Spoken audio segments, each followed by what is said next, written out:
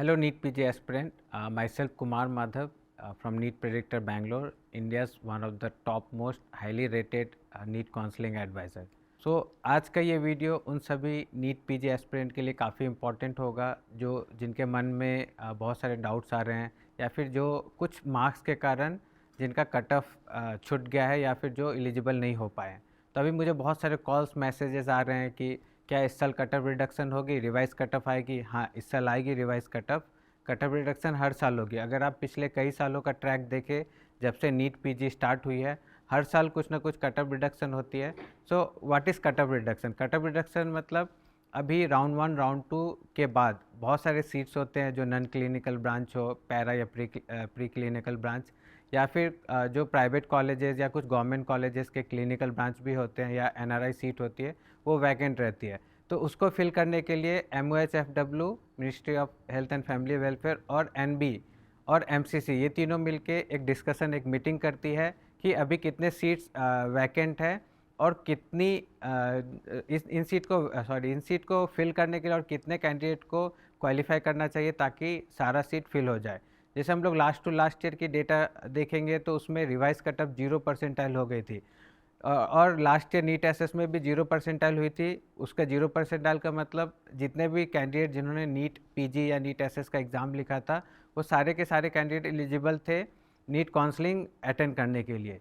और ये यूजली कब होती है? ये यूजली राउंड 2 के बाद होती है और राउंड 3 से पहले होती है।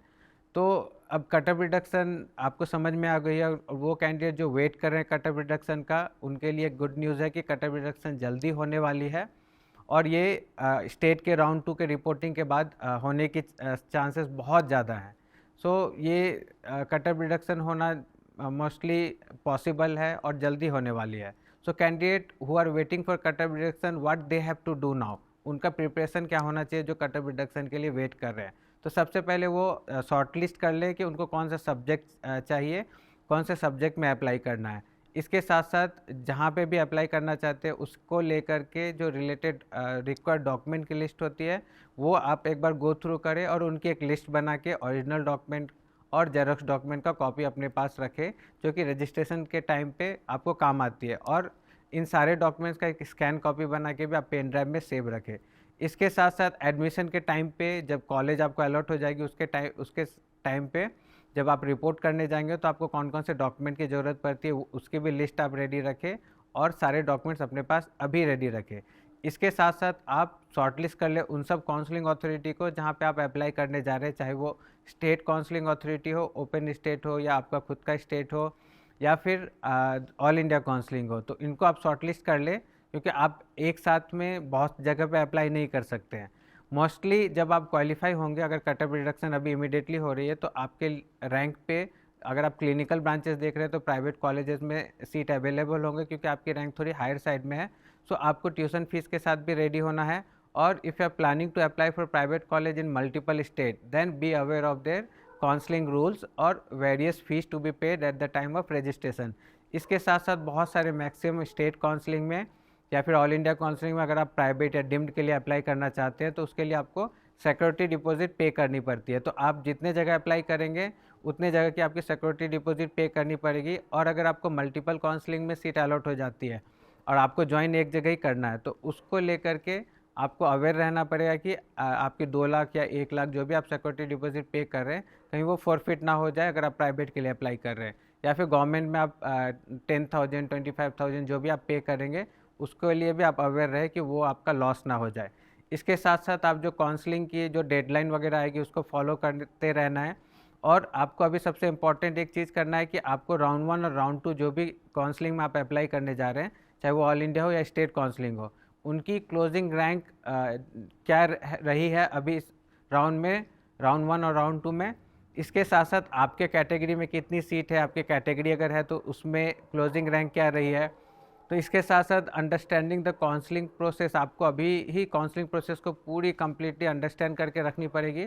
आपको वहाँ के रूल्स वगैरह जानने पड़ेंगे, एलिजिबिलिटी क्राइटेरिया जाननी पड़ेगी, क्योंकि जैसे इमीडिएट कट ऑफ रिडक्शन होती है उसके बाद आपके पास बहुत कम समय मिलेगी। आपको 2 दिन 3 दिन या 4 दिन, मैक्स टू मैक्स 1 वीक में बहुत सारे काउंसलिंग अथॉरिटी में अप्लाई करना पड़ेगा, तो वो बहुत कम टाइम होती है कि you can understand the complete entire counselling process, और उनकी जो एलिजिबिलिटी या रूल्स वगैरह होते हैं उनको रीड करना विद इन दैट 4-5 डेज बहुत ही मुश्किल होती है।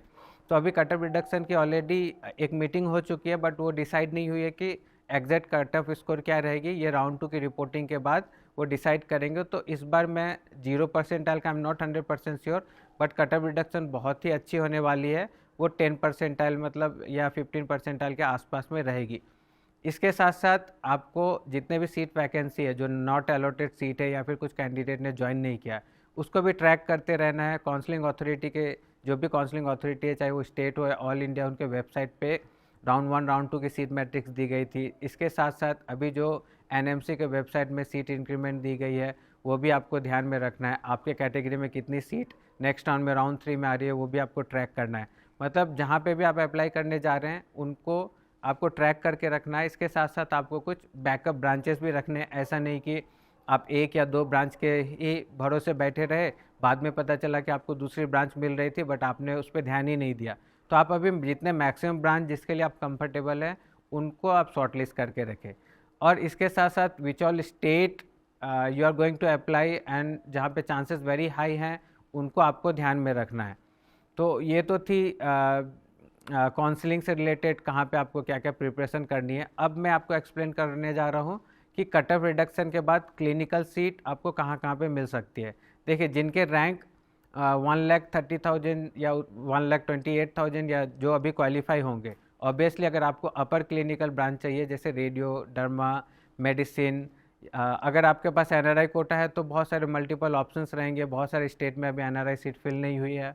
इसके साथ साथ डिम्ड में भी एनआरआई सीटें अभी बहुत खाली है, कर्नाटक में खाली है, फिर आपको बिहार में भी बहुत सारी सीटें अभी ऑप्ट नहीं की गई है, महाराष्ट्र में खाली है, फिर आपको गुजरात में खाली है, बहुत सारे स्टेट में, वेस्ट बंगाल में भी एनआरआई की सीटें अभी भी वैकेंट चल रही है। तो अगर आपके पास एनआरआई कोटा है तो आप एनआरआई कोटे में अप्लाई करें, बट उसके लिए आपको डॉक्यूमेंट अभी रेडी रखना होगा, क्योंकि एनआरआई कोटे की जो मेलिंग प्रोसेस होती है या रजिस्ट्रेशन प्रोसेस होती है वो पहले स्टार्ट हो जाती है। आपको एनआरआई डॉक्यूमेंट अभी रेडी रखना होगा अगर आप एनआरआई कोटे में अप्लाई कर रहे हैं। इसके साथ साथ अगर किसी के पास एनआरआई नहीं है, वो मैनेजमेंट कोटा या प्राइवेट कोटा में अप्लाई करना चाहते हैं, उनकी रैंक थोड़ी हायर साइड में है, अगर उनको कोई क्लिनिकल ब्रांच चाहिए तो अभी कुछ स्टेट्स हैं जहाँ पे अभी भी सीट अवेलेबल है, जो कि क्वालिफाई होने के बाद भी उनको उनके रैंक पे अवेलेबल रहेगी। तो वो कौन कौन से स्टेट है? आप कर्नाटका स्टेट और राजस्थान स्टेट, ये दोनों स्टेट को स्किप ना करें, क्योंकि इन दोनों स्टेट में अभी the number of seat vacancy management quota में बहुत है। इसके साथ साथ इनकी जो कट ऑफ है, क्योंकि इनकी ऑब्वियसली इनकी फ़ीस थोड़ी हायर साइड में है। अगर आपको फ़ीस को लेकर के ज़्यादा प्रॉब्लम नहीं है, फ़ीस इनके वेबसाइट पे ऑलरेडी अपलोड की गई है। राजस्थान की जो स्टेट प्राइवेट कॉलेजेस की मैनेजमेंट कोटा या स्टेट कोटा या ऑल इंडिया कोटा की फ़ीस है, उनके वेबसाइट में ऑलरेडी अपलोड की गई। कर्नाटक की भी फ़ीस उनके केईए के वेबसाइट पे अपलोड है। आप फीस के थ्रू जाए। और मैंने एक वीडियो और भी बनाया है related to Karnataka state counselling, आप उसको भी देखें। उसमें मैंने एक्सपेक्टेड कट ऑफ का भी गेस किया है। या फिर आपको कॉलेज चूज़ करने में डिफ़िकल्टी हो रही है कि हाँ मेरे रैंक पे क्या मिलेगा, देन यू कैन कॉन्टैक्ट अस।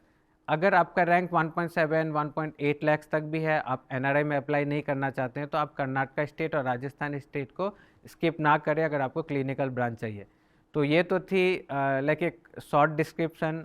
और अगर आपको 1-to-1 काउंसलिंग चाहिए कि ठीक है आपकी कट ऑफ रिडक्शन होने का तो आपके पास उतना टाइम नहीं मिल रहा है, आप चाहते हैं कि कोई इंडिया का बेस्ट काउंसलर हायर करना, तो you can contact team NEET predictor. मैं और मेरी टीम आपको सीट अलॉटमेंट प्रोसेस में हेल्प करेंगे। इसमें हम लोग सिर्फ सीट अलॉटमेंट प्रोसेस में हेल्प नहीं करते हैं, आपकी जो कंप्लीट काउंसलिंग प्रोसीजर है, जैसे कि चॉइस फिलिंग करना, रजिस्ट्रेशन करना, स्ट्रैटेजी बनाना, स्टार्ट करते हैं हम लोग स्ट्रैटेजी बनाने से। और स्ट्रैटेजी बनाने में सबसे इम्पॉर्टेंट होता है कि जैसे आपकी कट ऑफ रिडक्शन हुई, आपको स्ट्रैटेजी बनानी होती है कि कहाँ कहाँ पे अप्लाई करना है, कहाँ पे मिलने के चांसेस ज़्यादा है, कौन से कॉलेजेस बहुत अच्छे हैं, कहाँ पे स्टाइपेंड ज़्यादा है, या फिर कौन से कॉलेजेस में या कौन से स्टेट में आपके रैंक पे बेस्ट ऑप्शन मिल सकती है। ये सब शॉर्ट लिस्ट करना है। वहाँ की ओपीडी क्या है, वहाँ की ओटीज वगैरह क्या है, कॉलेज का इंफ्रास्ट्रक्चर क्या है, हॉस्पिटल में पेशेंट लोड कैसा है, इन सब के बारे में आपको अगर डीप नॉलेज चाहिए, या इसके अलावा आपको बॉन्ड वगैरह के बारे में जानना है कि बॉन्ड की कंडीशन क्या है, कौन से स्टेट में या कौन से कॉलेज में आपको कम बॉन्ड वाले कॉलेज कहाँ पे मिलेंगे, नन बॉन्ड वाले कॉलेजेस कहाँ पे मिलेंगे। तो इससे रिलेटेड आपको जो भी इन्फॉर्मेशन चाहिए you can contact my team. ये हमारा व्हाट्सएप नंबर है, आप वहाँ पे भी कांटेक्ट कर सकते हैं, और इस you can visit our website which is www.neetpredictor.org। इसके साथ साथ अगर आपको फ्यूचर में और भी काउंसलिंग से रिलेटेड अपडेट्स चाहिए तो आप हमारे लिंक डिस्क्रिप्शन में जाए, वहाँ पे हमारी जो काउंसलिंग से रिलेटेड अपडेट वाली जो ग्रुप है, टेलीग्राम ग्रुप या व्हाट्सएप ग्रुप या टेलीग्राम चैनल, व्हाट्सएप चैनल, उनको ज्वाइन कर ले और आप अपडेट्स टाइम टू टाइम उसको पाते रहें। तो thank you for watching this video, और आप इस वीडियो को स्किप करने से पहले इस चैनल को सब्सक्राइब करना ना भूलें।